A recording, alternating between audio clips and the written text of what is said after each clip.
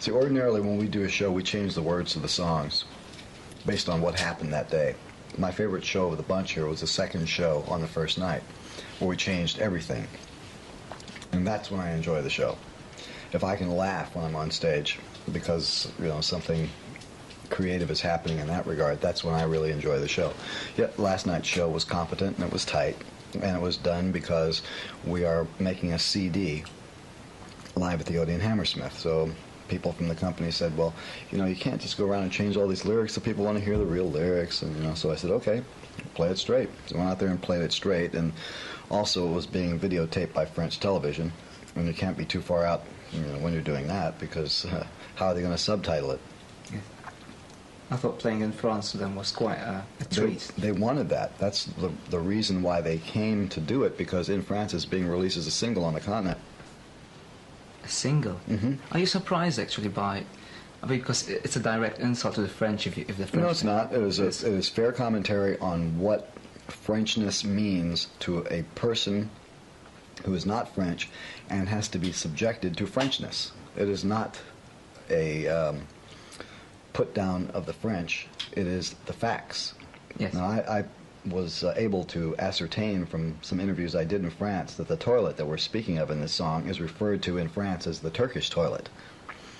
So if it's a Turkish toilet, then what's it doing in France? Because that's all I know from French toilets, is the thing with a bomb sight and the two footprints where you pull the chain, and if you're lucky it doesn't climb up to your ankles. The stuff comes up out of the hole.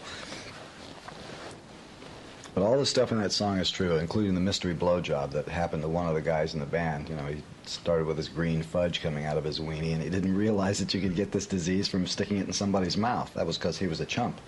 But it did happen in France, so it belongs in the song. Yes. From the Man from Utopia, Mm-hmm. for instance, there is quite a lot of laughter and humor, which you've said before. When you laugh at something spontaneous, Mm-hmm. you enjoy the show. For instance, The Radio is Broken. I love that song. Most people hate that song, That's but I love my it. 10-year-old kiddie's favorite. Yeah? Yes, I mean, he loves the parts. If he only could understand the lyrics, though, because it's talking about things from science fiction movies that really exist, and if he hasn't seen those things, I mean, if he had, the idea of what the bacchano is very special stuff. You know, it's very, very inside. You've been making references to, what do you call them, fiction movies or science fiction movies for years on end. I mean, I like back them. to long time, really. What is it mostly that attracts you to them? Is it the cheapness in them? Yeah, it's absolutely the cheapness. That anybody would think for a minute that something made out of a rubber is going to scare you in a black and white movie. You know, it's like so stupid. Did you find it perhaps sad in a way that we don't, on this side of the continent, experience the same films that you do, so there's more rapport as such? Well, the other side of that is that outside of the United States, people seem to pay more attention to the musical side rather than to the instrumental side rather than the lyrical side, because they don't know what to make of the lyrics. They don't understand anything about the lyrics.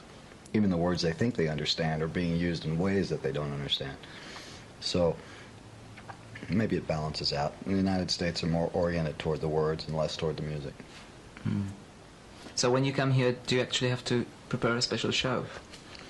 Usually what I do is, in places where they don't speak English well or at all, we stick to songs that are always that have already been released on an album, because the albums have lyrics in them, and so somebody has a chance to hear something familiar. You can't, for example, in France, do a show that has a lot of new material in it.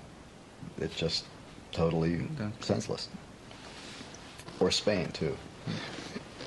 Or Italy. In Germany you can, because the English comprehension is a little bit better there. But in France, no. Is it a headache for you to choose from the repertoire of songs that you've got? It must be.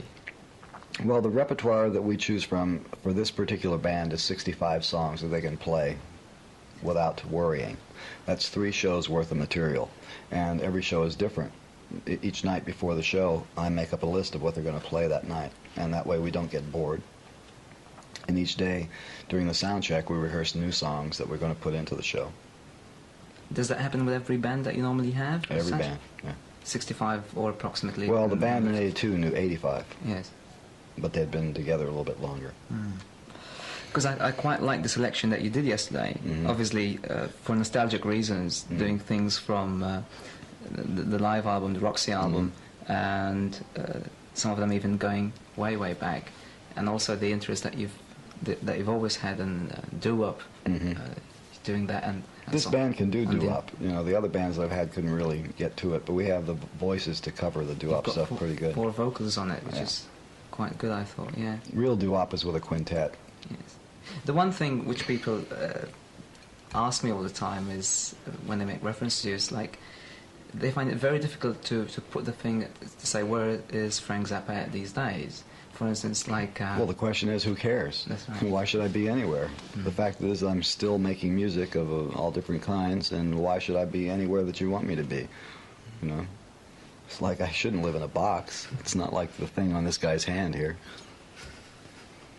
Yeah, what they're perhaps referring to was mostly the material that you choose to use. For instance, like the last album, the Utopia album, was very uncommercial. Not that your music is commercial, but that one was very uncommercial. Yes. Compared to this one, the new album is hinting more on the easier side of listening. That's right. And but I do both things. Yes. And there are songs. How do you make the choice? That's what I want to know. You just wake up one morning and say, I'm going to do that this week. Yeah, that's right. It must be very interesting. Well, it's the same way I make up the choice for what we're going to play in the show that night. The choices are based on some scientific reasons, like what are the acoustics like in the hall? Can we get away with this type of material here? Do they speak English here? Are the vocalists, does anybody have a sore throat that day? You know, little things like that. You can change the show to accommodate what your circumstances are. Same thing with an album, you know. You decide how many songs you've recorded, which ones fit together. There are always songs that are left out of an album.